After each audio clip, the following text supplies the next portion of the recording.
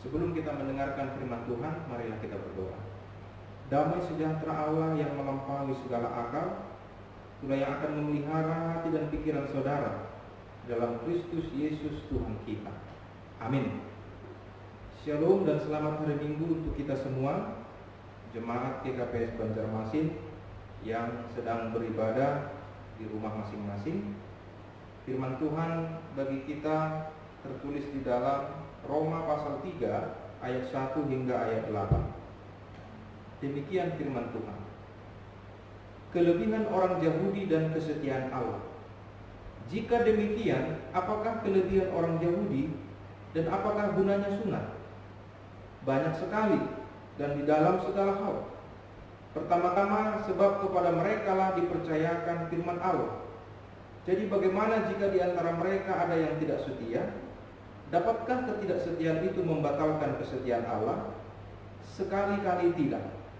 Sebaliknya, Allah adalah benar dan semua manusia pembohong, seperti ada tertulis, supaya engkau ternyata benar dalam segala firman-Mu dan menang jika engkau dihakimi.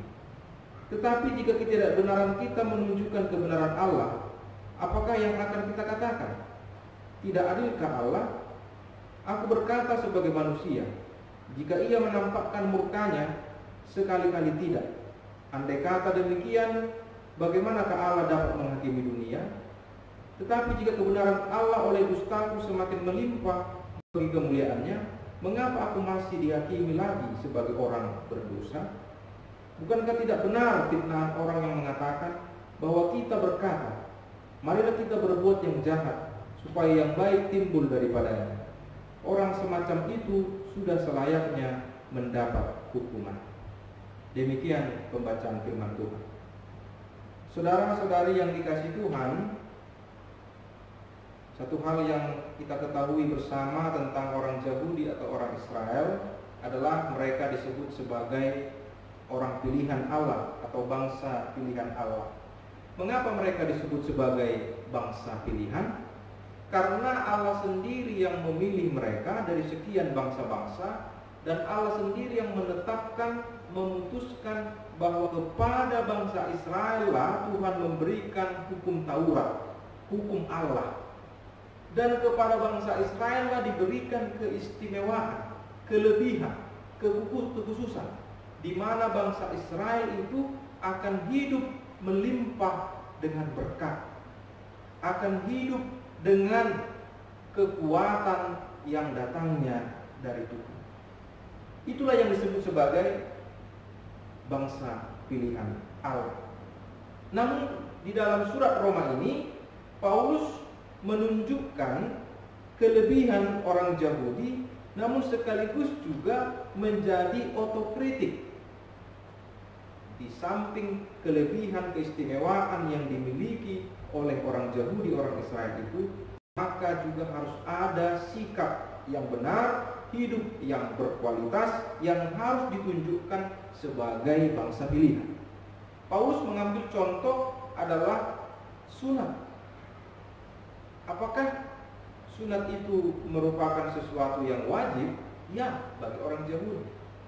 Namun bagi kita sekarang, seperti yang dikatakan oleh Yesus sebagai sebuah kritik kepada para pemuka agama pada saat itu, yang terbaik sebenarnya bukan mengartikan hukum Taurat atau Alkitab itu secara hurufiah, namun mengartikannya secara pelaksanaan sikap. Untuk apa memiliki sikap kewajiban melaksanakan tradisi-tradisi jika tidak disertai dengan keikhlasan hati, ketulusan hati, dan memiliki iman yang benar? Kalau hanya melaksanakan tradisi-tradisi atau melaksanakan sunat itu hanya untuk mengagung-agungkan diri, itu yang dikritik oleh Tuhan Yesus. Demikian juga yang dikatakan oleh Paulus, yang terbaik bukan sunat secara lahiriah, tetapi sunat hati. Artinya adalah yang terpenting bagi kita secara rohani, hati, di mana ketika kita memuji membesarkan nama Tuhan, bukan untuk keagungan kemuliaan bagi kita, tapi untuk kemuliaan bagi nama Tuhan. Yang kedua yang disampaikan oleh surat Roma ini oleh Paulus, meskipun Paulus sendiri tidak sempat datang ke Roma untuk bertemu dengan jemaat di sana, tapi dia memiliki keintiman kedekatan yang luar biasa kepada orang-orang di Roma, dan dia memahami bagaimana penderitaan, tantangan yang dihadapi oleh orang Roma, orang jemaat Roma pada saat itu. Saudaraku yang terkasih, yang dikatakan oleh surat Roma yang kedua di sini adalah bagaimana jika orang-orang yang setia melaksanakan tradisi-tradisi tadi, kemudian mereka menjadi orang-orang yang tidak setia, menjadi orang-orang yang pembohong, atau menjadi orang-orang yang hanya melakukan kegiatan-kegiatan seremonial saja. Apakah itu membatalkan kesetiaan Tuhan? Dan ini yang disebut oleh Paulus di dalam ayat 4, ternyata tidak sama sekali. Bahwa kesetiaan Allah tidak diukur oleh kemunafikan manusia, kesalahan manusia, atau bahkan kesetiaan manusia. Tetapi Allah yang setia itu adalah Allah yang dari awal hingga akhirnya adalah Allah yang setia.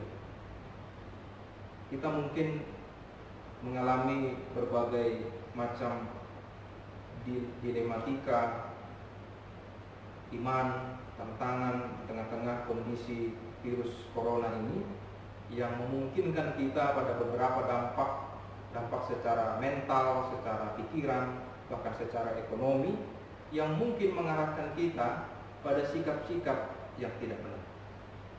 Saudara yang terkasih, melalui firman Tuhan ini kita diingatkan bahwa ternyata kita disebut sebagai bangsa yang ikut terpilih. Kenapa saya katakan demikian? Kalaulah bangsa Yahudi, bangsa Israel adalah bangsa yang terpilih, bangsa yang merupakan pilihan Allah, maka kita semua ini, orang-orang percaya, adalah bangsa atau orang-orang yang ikut terpilih. Itu artinya kita memiliki keistimewaan. Apa keistimewaan kita? Keistimewaan kita bukanlah untuk menunjukkan bahwa kita mampu, kita kuat di depan Tuhan, bukan. Tetapi keistimewaan kita adalah bagaimana menjaga, memelihara hukum Tuhan dengan hidup kita yang berkualitas. Apa itu hidup yang berkualitas? Ketika Allah setia menjaga, memelihara kita dari sepanjang perjalanan hidup kita hingga sekarang ini, maka kita bisa melakukan hal-hal yang besar, hal-hal yang kecil setiap harinya. Allah tetap setia menaungi kehidupan kita. Oleh karena itu, Tuhan sebenarnya bukan menuntut kita atau bukan sebagai sebuah pembalasan bagi kita supaya kita memuji, memuliakan Dia, memberikan Tuhan pujian, korban atau persembahan kepadanya. Tetapi kesetiaan kita di hadapan Tuhan sekali-sekali dikatakan di sini bukan untuk menjadi tolok ukur Tuhan setia kepada kita. Kita lihat bagaimana kehidupan manusia hingga sekarang. Kalaupun manusia itu sering berubah, Tuhan tetap setia. Itu makanya ada lagu yang mengatakan Tuhan Yesus tidak berubah, tidak pernah berubah. Manusia selalu berubah. Mungkin ketika suasana hatinya baik, dia berubah. Ketika suasana hatinya jengkel, dia mungkin berubah. Dan ketika dia lagi senang, dia mungkin suka memuji, memuliakan Tuhan. Tetapi ketika dia dalam kehidupannya yang sulit, dia mungkin dengan gampangnya meninggalkan Tuhan. Tetapi Allah tidak pernah begitu. Allah tidak pernah meninggalkan kita di saat kita meninggalkan Dia. Allah tidak pernah menghukum kita di saat kita mengalami sebuah kesalahan yang besar. Tetapi Allah selalu setia bagaimanapun kehidupan kita. Oleh karena itu, jika Allah setia, maka yang dituntut dari kita adalah cara hidup kita yang berkualitas. Saudaraku, ada 3 hal yang akan saya sampaikan terkait dengan cara hidup yang berkualitas. Yang pertama adalah orang yang hidup secara berkualitas adalah orang yang menunjukkan dirinya sebagai orang yang dapat dipercaya. Trust. Dapat dipercaya oleh semua orang. Dapat dipercaya oleh suaminya, dapat dipercaya oleh istrinya, dapat dipercaya oleh anak-anaknya, dapat dipercaya oleh bosnya. Dia menjadi orang yang dapat diandalkan. Itu makanya ketika kita menjadi orang yang hidup, menjalani hidup sehari-hari dengan cara berkualitas, maka itu ditentukan bagaimana kita menjadi orang yang dapat dipercaya. Jadi bukan hanya persoalan kita percaya kepada Tuhan, kita memuji, memuliakan Tuhan, kita berdoa kepada Tuhan, tetapi kita menjadi orang yang dapat dipercaya. Ini menjadi tugas kita.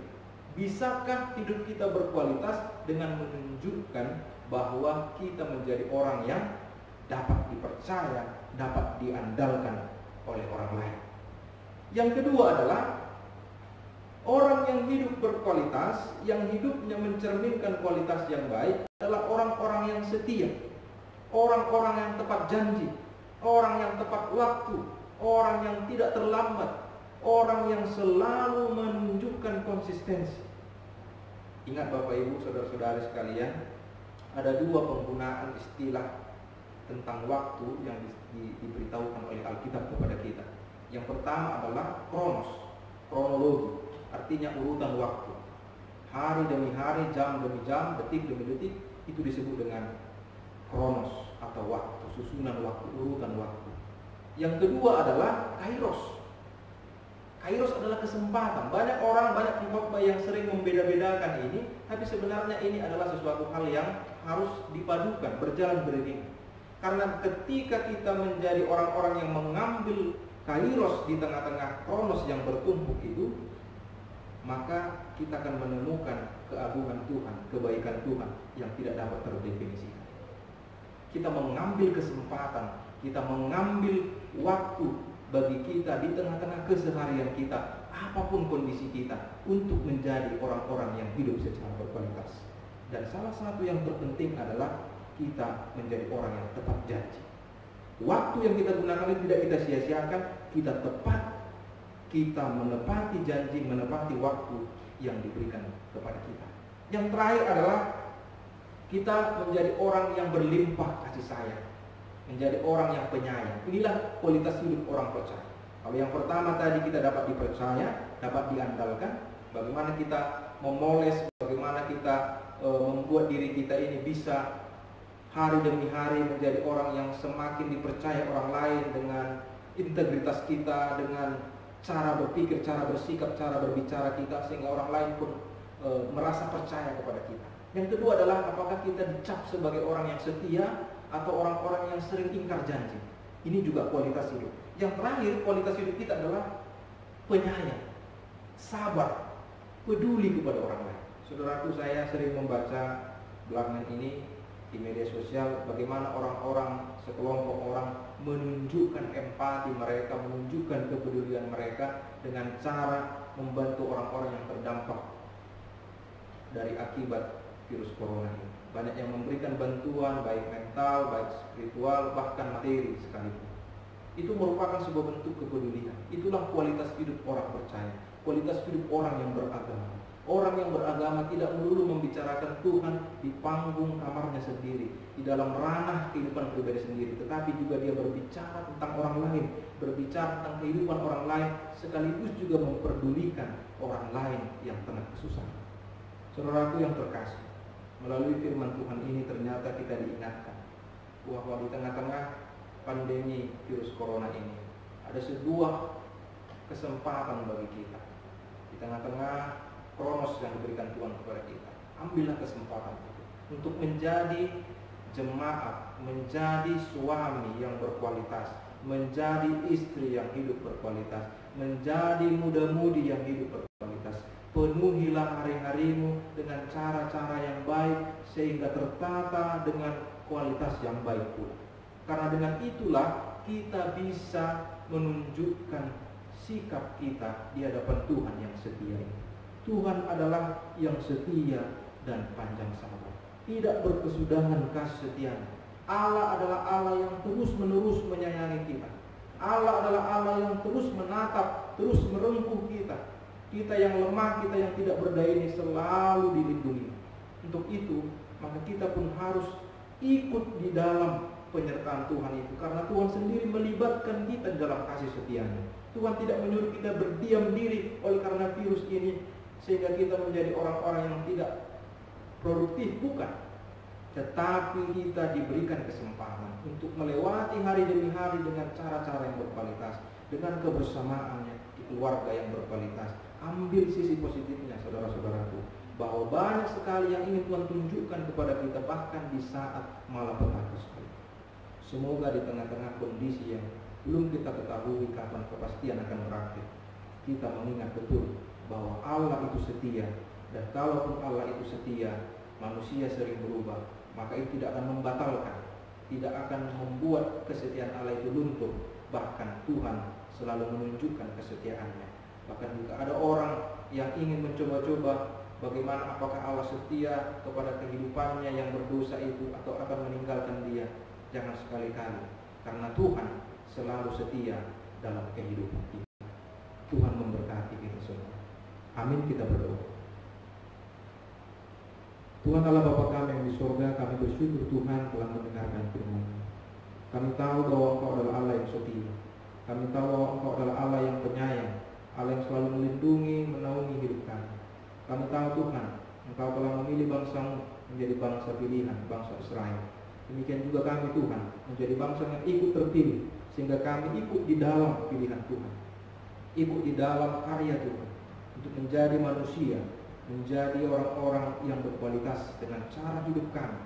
Untuk itu Tuhan, penuhilah kami dengan hikmat, dengan Roh-Mu yang kudus itu, agar kami mampu mengisi hari-hari kami dengan kualitas hidup yang benar. Bagaimana kami hidup dengan kesabaran, bagaimana kami hidup dengan kasih setia-Mu.